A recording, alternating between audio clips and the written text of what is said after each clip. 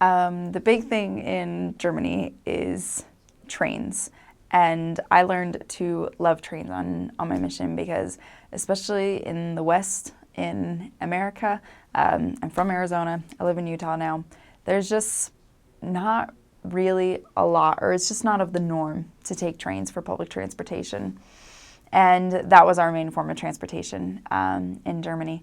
And I was serving in the city of Dresden, and there was one time I was in a trio, and you always get your cards, and you can get individual cards for that train pass, or you can get something called a Monatskarte, which just means this is my monthly pass to take the trains. And we got on the train one time, and it was one of those bigger trains where like you were in or you were out, and if you were out, then you had to wait 20 minutes for the next train to come.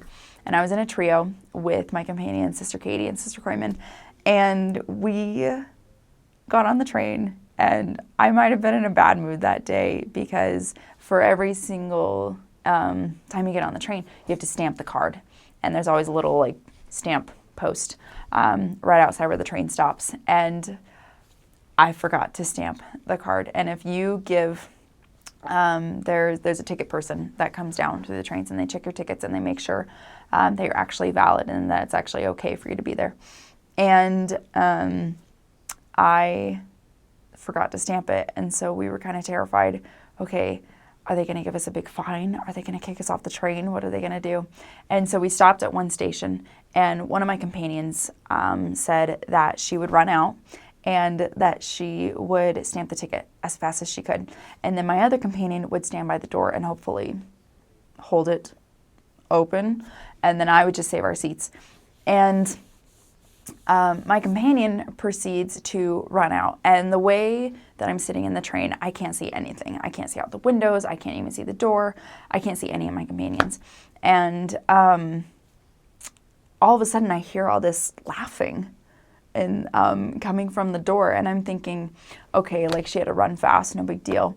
And as the train starts moving past us, there is a window right in front of me, and I just couldn't see my companion beforehand. But once the train started moving, all of a sudden I see one of my companions outside the trains, and she's just waving goodbye to me in just a very defeated fashion.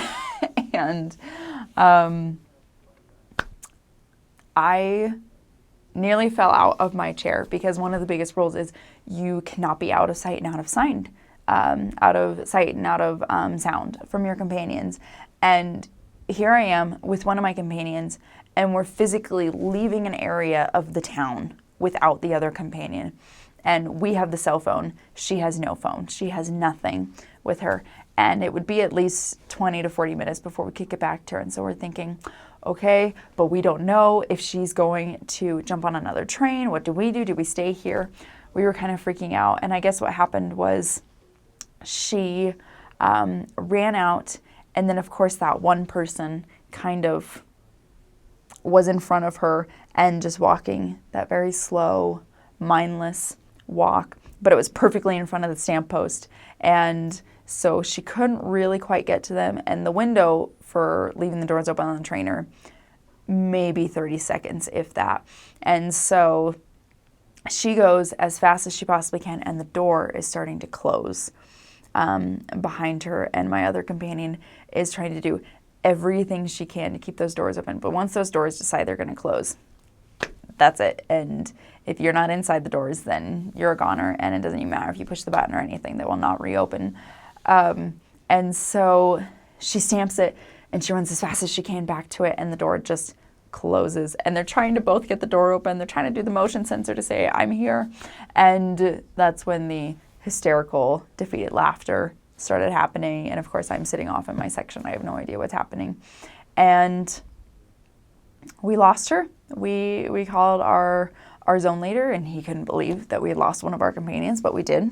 And because that's just what happened. And luckily, we were able to get on the next train, and we headed back to that area, and she hadn't moved.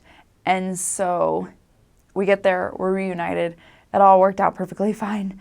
But that's what it's like to be in trains in Germany. and that there really is no mercy for anybody. You're either in or you're out, and you hope that you stamped your ticket. But it makes for good stories anyways.